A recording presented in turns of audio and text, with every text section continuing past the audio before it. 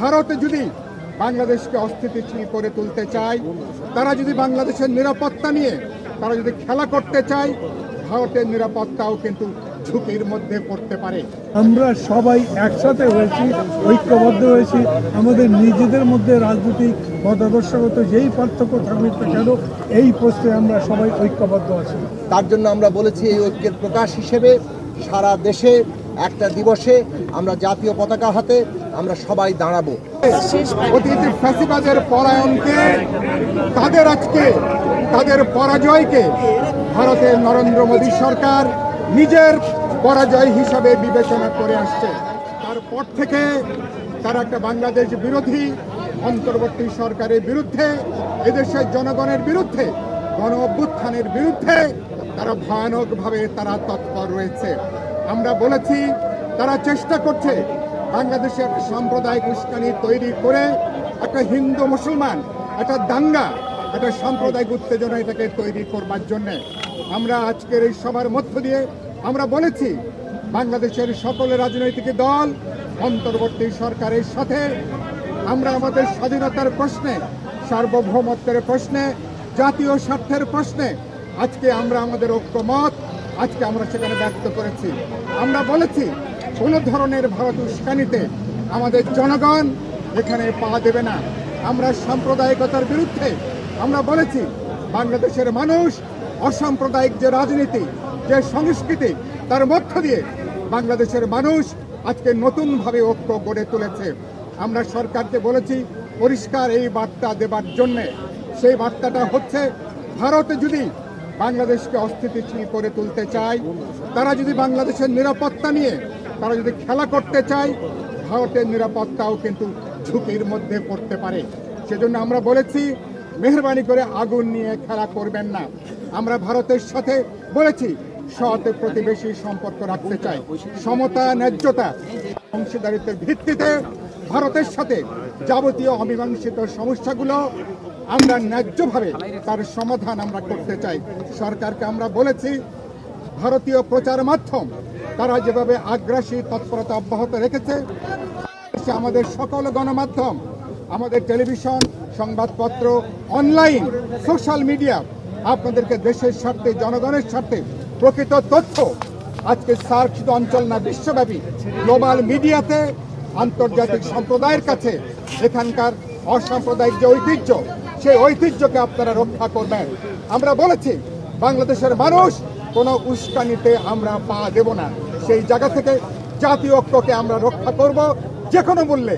আজকের এই বৈঠকের মধ্য দিয়ে আমরা একটা প্রতীকী বার্তা দিয়েছি বিশ্ববাসীর কাছে, জাতীয় স্বার্থে বাংলাদেশের মানুষ আজকে ঐক্যবদ্ধ।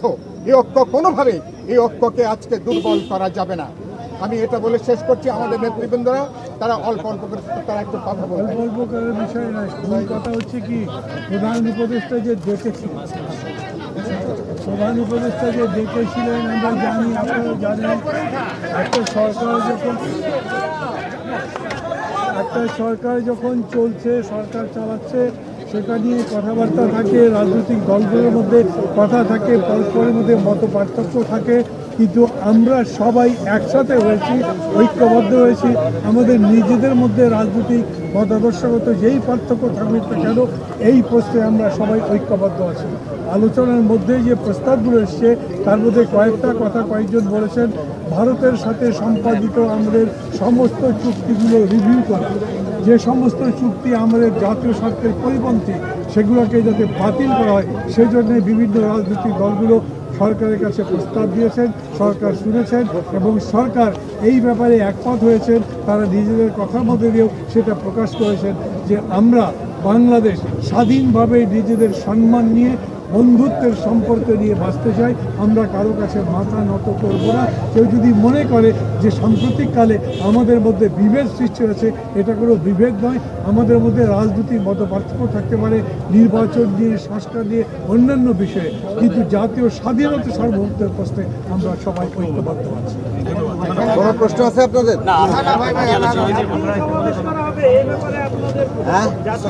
জাতীয় সমাবেশ করা হবে। আচ্ছা, বাংলাদেশের স্বাধীনতা, সার্বভৌমত্ব এই বিষয়ে আমরা বাংলাদেশে একটা জাতীয় ঐক্য গড়ে তোলার জন্য আমরা ঐক্যবদ্ধ হয়েছি।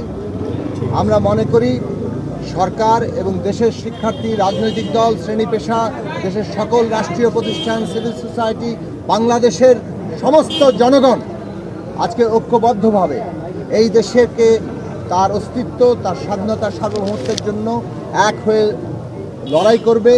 তার জন্য আমরা বলেছি এই ঐক্যের প্রকাশ হিসেবে সারা দেশে একটা দিবসে আমরা জাতীয় পতাকা হাতে আমরা সবাই দাঁড়াবো।